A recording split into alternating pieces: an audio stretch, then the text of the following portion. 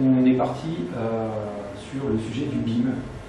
Donc l'idée de la présentation, c'est pas forcément d'expliquer dans les détails l'ensemble de ce qu'est un processus BIM, sachant que c'est très compliqué parce qu'aujourd'hui il n'y a pas de règle qui définit ce que c'est. Déjà, ça va être limité. Ça va être surtout de répondre à la question, demain je reçois un appel d'offres, il y a marqué BIM dedans, qu'est-ce que je fais? Quelles sont les démarches?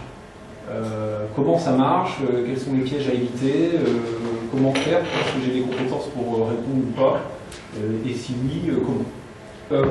Pour rentrer directement dans le sujet, le BIM sur un chantier, c'est quoi? Le BIM, c'est une méthode de travail, c'est une organisation de chantier, c'est un processus de gestion de projet.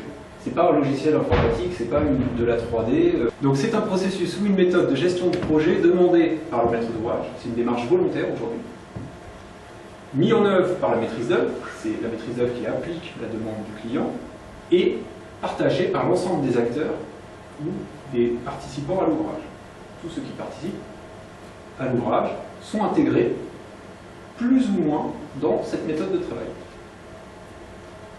Donc c'est un processus qui débute dès la conception, dès le choix du maître d'ouvrage de construire un bâtiment, et qui s'arrête à la fin de vie du bâtiment. C'est le gros avantage de cette méthode de travail, c'est qu'on va suivre le bâtiment pendant toute son évolution jusqu'à la fin de sa vie.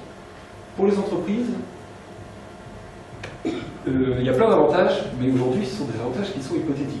C'est-à-dire qu'on a très peu de retours, enfin en France aucun retour d'expérience concret réel des avantages possibles d'un projet collaboratif BIM au sens vraiment large, qui permettrait d'avoir un retour d'expérience. On pourrait dire oui, on gagne 30%, il y a plein d'hypothèses, on sait qu'il y a plein d'avantages. Que des avantages à mieux s'organiser, à mieux préparer son chantier, à avoir des outils de gestion de projet plus efficaces, plus précis, avec de la transmission d'informations plus complète et adaptée aux besoins de chacun. On sait que ça... Mais dans les faits, c'est plus compliqué que ça à appliquer, et ça demande un temps d'adaptation qui n'est pas négligeable. Donc il y a plein d'avantages, qualité, sécurité, délai, rentabilité, productivité, gestion des stocks, commandes. On peut imaginer tout un tas de choses dans le métré, le chiffrage, la planification. Il y a plein de choses. Mais aujourd'hui, on ne peut pas le mesurer concrètement. Pour une entreprise, c'est très important de comprendre qu'il y a deux aspects. Pour le BIM, il y a un premier aspect qui est de répondre, qui est un aspect contraignant, qui est de répondre à la demande de la maîtrise d'œuvre. La maîtrise d'œuvre veut du BIM, elle veut des échanges de données sous forme de maquettes, avec différents formats ou autres.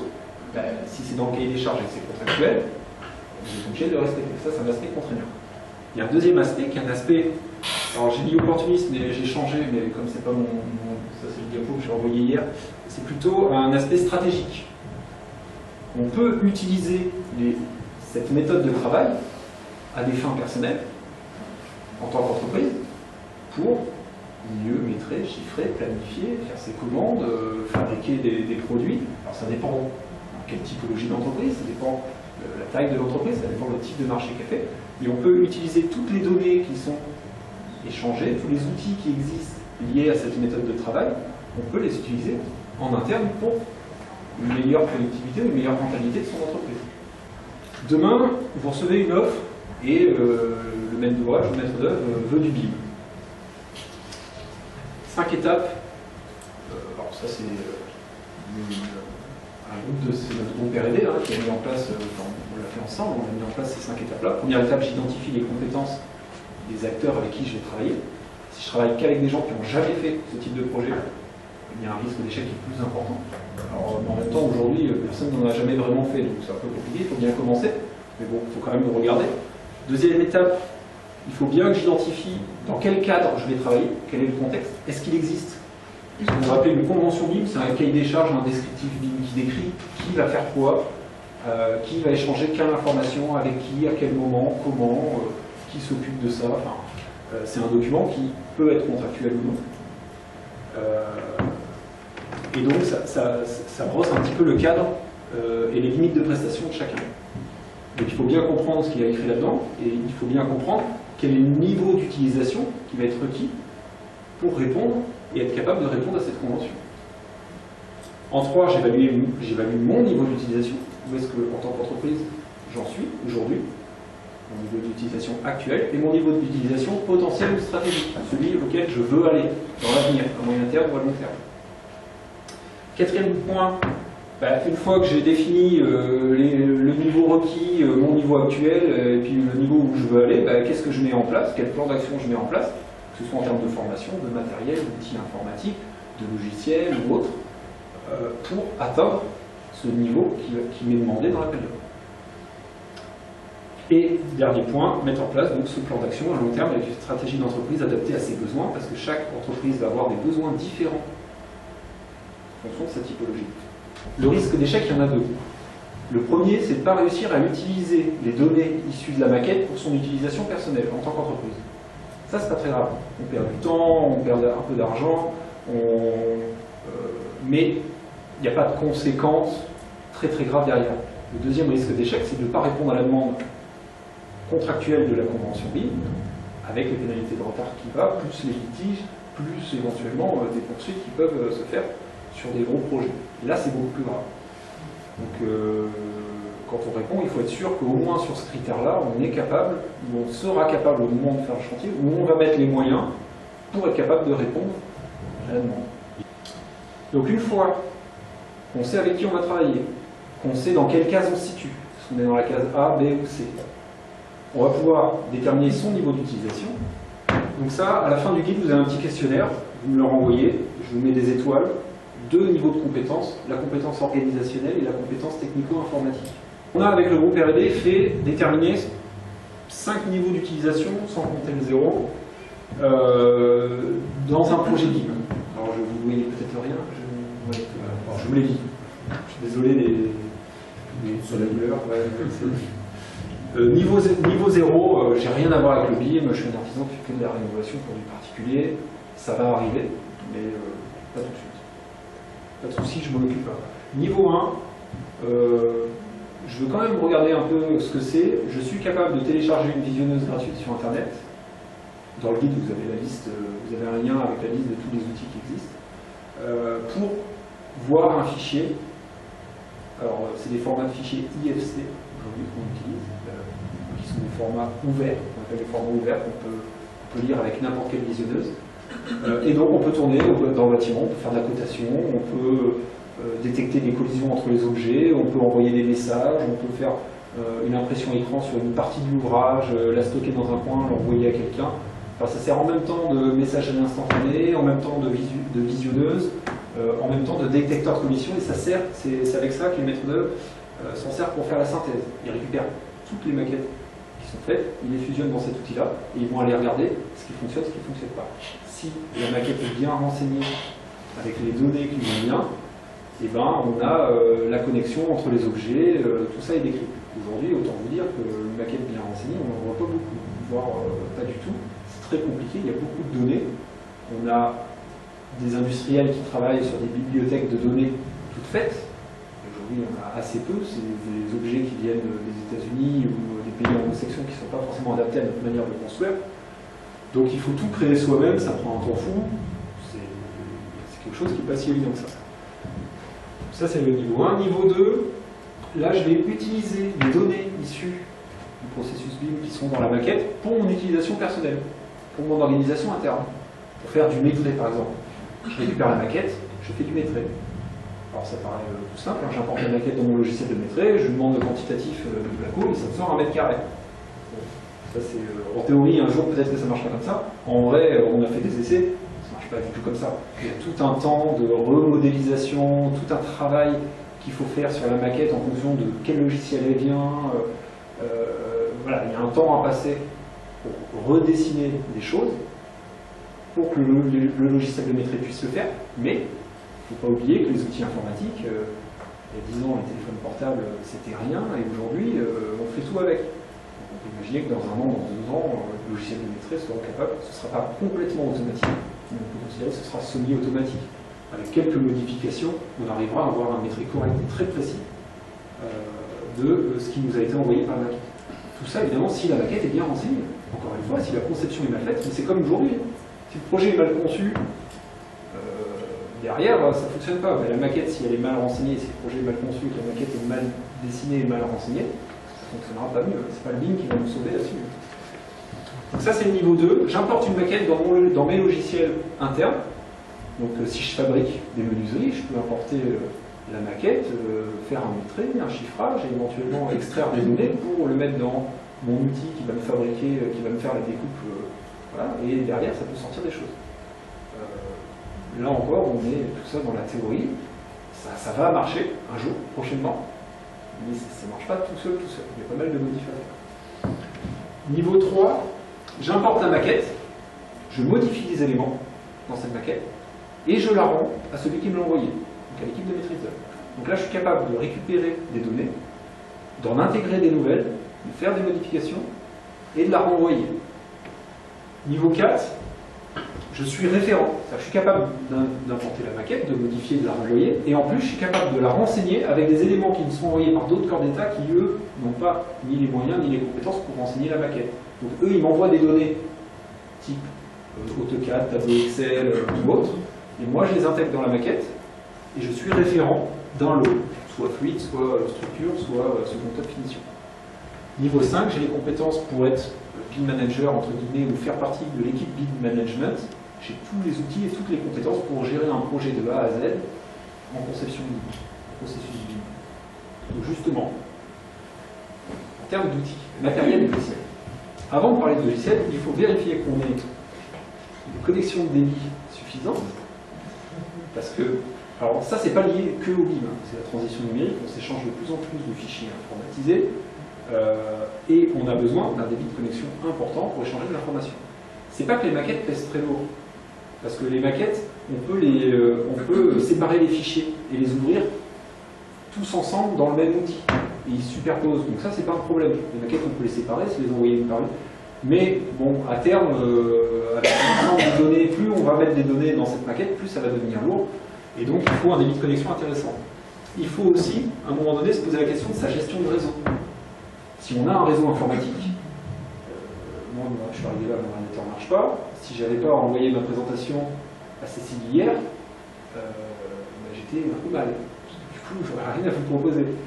Alors, le principe des fichiers, c'est la même chose. On stocke sur serveur, ce qui permet, même si un ordinateur tombe en rade, de récupérer la donnée. Et on ne stocke pas directement sur le disque dur de son ordinateur.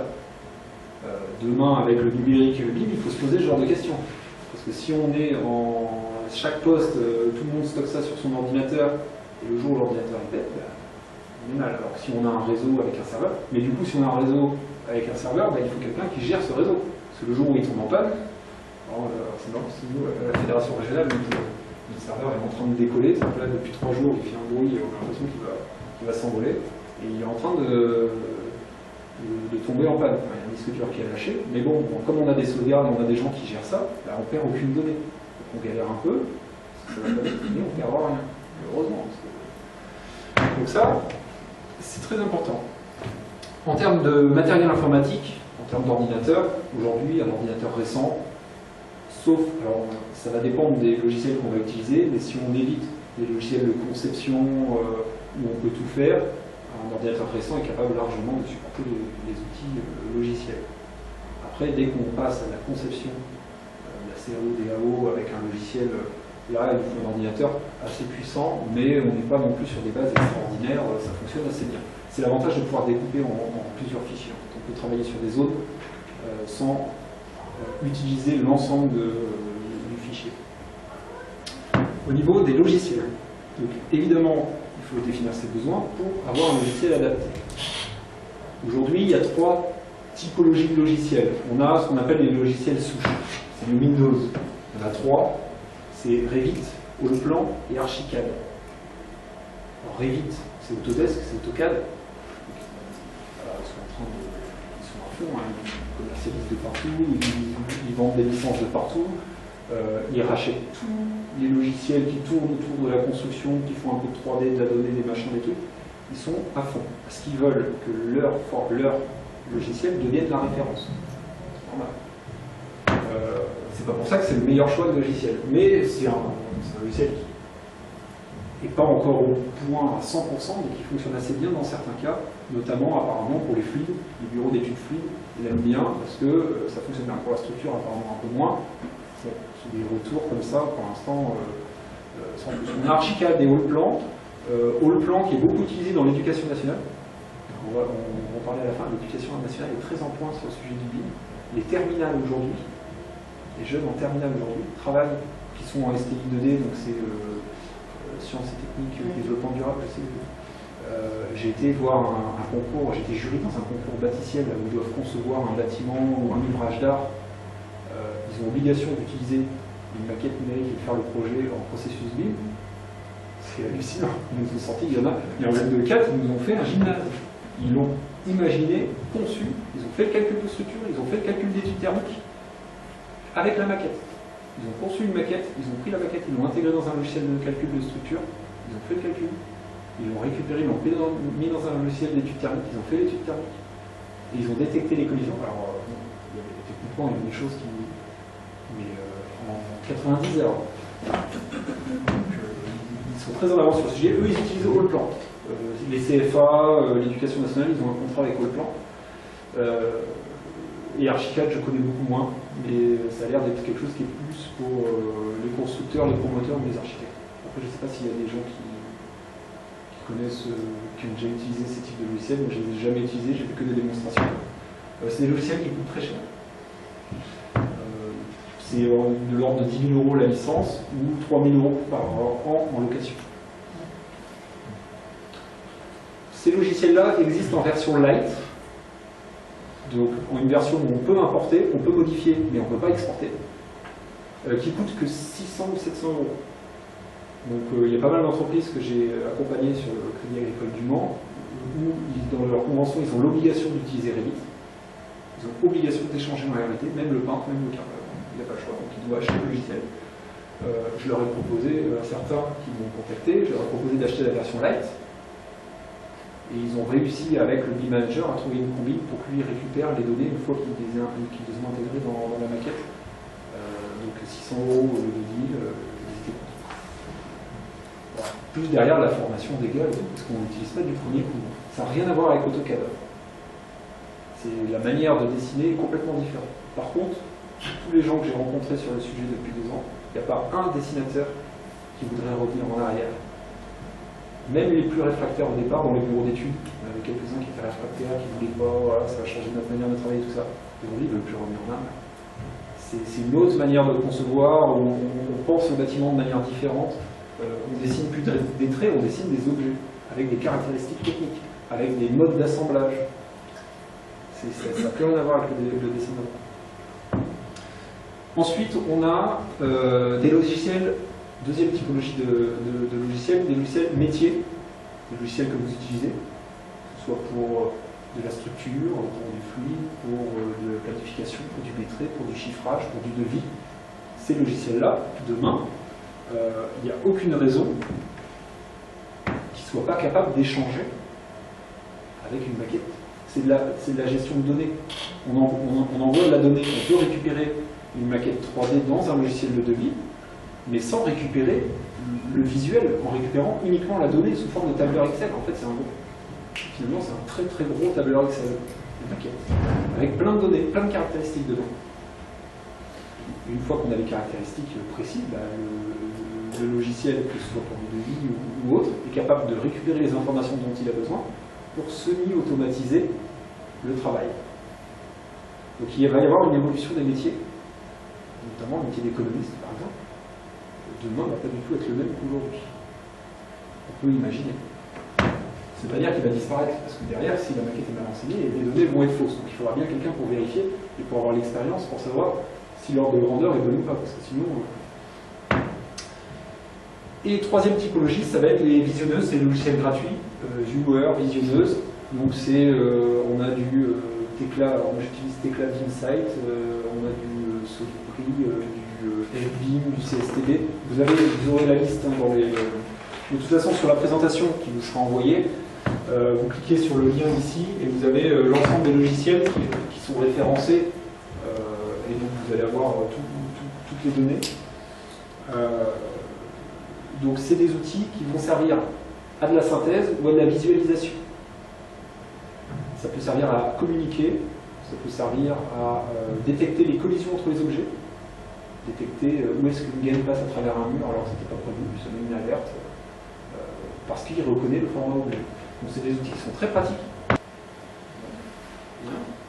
Et puis le logiciel c'est bien, mais les compétences humaines derrière. Compétences humaines, est-ce qu'on recrute ou est-ce qu'on forme ses collaborateurs? Alors là, grande question, c'est un choix stratégique. Il y a aujourd'hui, en tant que permanent FFD, je propose un accompagnement aux entreprises qui souhaitent réfléchir sur la transition numérique et plus particulièrement sur le sujet du livre. Et aujourd'hui, les entreprises que j'accompagne, je leur propose, avant d'investir dans de la formation qui pourrait coûter très cher, ou avant d'aller recruter quelqu'un spécialiste du BIM, on ne sait pas d'où il vient, d'intégrer des alternants, des jeunes en alternance. On a quelques licences pro en alternance qui font soit de l'économie de la construction, soit du suivi de chantier, soit des études de structure ou une étude structure ou fluide, avec une spécialité maquette numérique. Déjà à l'école, ils travaillent sur des logiciels, souvent c'est Revit, mais ça peut être autre chose, et vous les prenez en alternance, ils sont 3 semaines à l'entreprise, 1 semaine à l'école, vous leur apportez la compétence métier et ils vous apportent la compétence numérique, l'utilisation des outils. Donc c'est quelque chose qui fonctionne assez bien. Donc ce sont les formations initiales. Il y en a une à Clisson, au sud de Nantes, économiste de la construction, spécialité BIM. Ça fait déjà 1 an, donc là elle part sur sa 2e année, donc ils prennent des alternants. Il n'y en a pas tant que ça non plus, mais au niveau bac plus 3, je ne connais pas d'autres dans la région. En termes de formation, donc on a 3 formations nous aujourd'hui au niveau de la Fédération du bâtiment. On a une formation continue sur la méthode. Le but, l'objectif de cette formation, la cible, c'est les gérants d'entreprise. Le but de cette formation, c'est qu'à la fin, le gérant soit capable de partir en sachant, dans les grandes lignes, le plan d'action qu'il veut mettre en place pour atteindre un niveau qu'il aura défini lui-même. Voilà, moi je suis une entreprise de métallerie, dans 4 ans, je vais être capable d'être au niveau 3, j'importe, je modifie, j'exporte. Qu'est-ce que je mets en place? Voilà, donc on voit, donc ça c'est moi qui fais cette formation-là, donc on voit ce qu'on voit là, mais en beaucoup plus détaillé, on épluche des appels d'offres réels, on regarde un peu comment c'est fait, comment on peut y répondre en fonction des différentes typologies, et puis on arrive à un raisonnement où à la fin, il y a des petits exercices, et à la fin, chacun établit un espèce de plan d'action stratégique, et donc après, le gérant peut, s'il le souhaite, mettre en place ce plan d'action au sein de son entreprise. On a une autre journée qui là est destinée plutôt aux opérateurs, ceux qui vont utiliser les outils. Pas forcément le gérant, ça peut, pas forcément. Où là, c'est vraiment à la fin, il faut que la personne soit capable de dire c'est cet outil-là qu'il me faut. C'est-à-dire que le gérant a défini sa stratégie, il veut que dans tant d'années on soit à tel niveau, ok, il envoie son gars, le gars à la fin il dit j'ai testé tous les outils qui existent, une bonne partie des outils qui existent, les plus connus, c'est celui-là qui sera adapté à mes besoins. La matinée est destinée à la manipulation de visionneuses, pour tout connaître de toutes les visionneuses, parce que selon les visionneuses, les projets se voient pas de la... il y a certaines visionneuses qui sont plus adaptées que d'autres pour certains projets, selon le logiciel initial. C'est un peu compliqué, mais du coup, là c'est un formateur qui explique tout ça. Donc manipulation de 3 visionneuses minimum le matin, et l'après-midi c'est démonstration d'outils métiers, démonstration des logiciels souches. On évite au plan Archicad. Avantages, inconvénients. Ce qu'on peut faire, ce qu'on ne peut pas faire, quelles sont les limites, quel est le potentiel. Donc là c'est plutôt pour les opérateurs. On a une offre de formation qui démarre, qui là, aujourd'hui on a des problèmes, enfin il n'y a pas de... On a du mal à trouver des financements pour cette formation-là, où là on accompagne, c'est de la formation action, où on accompagne un projet complet, l'ensemble des acteurs du projet, par tranche de formation collective et de formation individuelle. Donc en gros, on fait une demi-journée de formation collective où on voit l'aspect méthode, on épluche la convention BIM, on regarde, chacun définit son niveau d'utilisation, on travaille un peu sur le sujet. Ensuite, on voit chacun des acteurs indépendamment les uns des autres pour voir avec eux précisément leurs besoins et on les aide dans la démarche de respecter la convention. On se revoit tous ensemble, on fait un retour d'expérience, on communique des informations, on aide sur le projet. Enfin, c'est de l'assistance à l'entreprise. Les maîtres d'ouvrage ont des assistants à maîtrise d'ouvrage. Là, c'est de l'assistance à l'entreprise. Et donc, il y a en tout, je crois qu'on a établi un format de 21 heures sur l'ensemble du projet, avec 3 demi-journées collectives, et le reste en individuel. Et après, on peut prendre un accompagnement individuel supplémentaire si on le souhaite. Donc, là-dessus, c'est des formats qui sont un peu différents de ce qu'on a l'habitude de voir. Donc aujourd'hui, en termes de financement, c'est un peu compliqué, mais avec un accompagnement par l'IFRB et puis des gens qui s'occupent de la formation ici, on arrive à trouver un petit peu de financement. J'en arrive à la fin de la présentation. Attention, le BIM ne résout pas les erreurs. Un mauvais projet, qu'il soit en ligne ou pas, sera toujours un mauvais projet. Ça ne va rien apporter, voire ça peut même dégrader dans certains cas, parce qu'il y a des tensions supplémentaires liées à l'informatique qui peut énerver assez facilement. La maquette numérique n'est qu'un outil dans une méthode de travail. Le BIM est une méthode de travail, une organisation, une gestion de projet qui utilise une maquette numérique. La maquette 3D, ce n'est que du visuel. Ce qui est important dans cette maquette, c'est la donnée.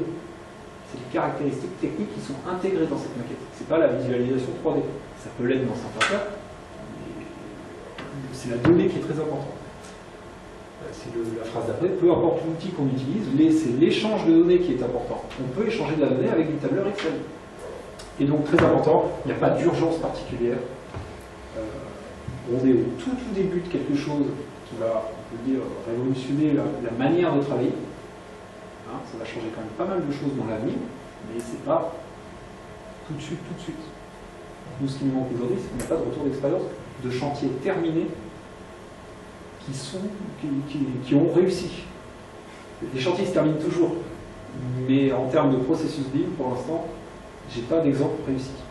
Imaginons que le processus BIM, c'est un jeu de société. On a le plateau, c'est le bâtiment. On a les joueurs, c'est les acteurs, c'est les entreprises, les bureaux d'études, les architectes, les maîtres d'œuvre, tout ça. On a les pions, c'est les outils, les machines, le matériel nécessaire à travailler. On a les dés, c'est les logiciels qui vont nous permettre de faire toutes les études, et il nous manque un seul truc, c'est des règles. Il n'y a pas de règles. Donc on joue à un jeu où il n'y a pas de règles. Donc on ne sait pas si on peut gagner ou pas. Qui définit la règle?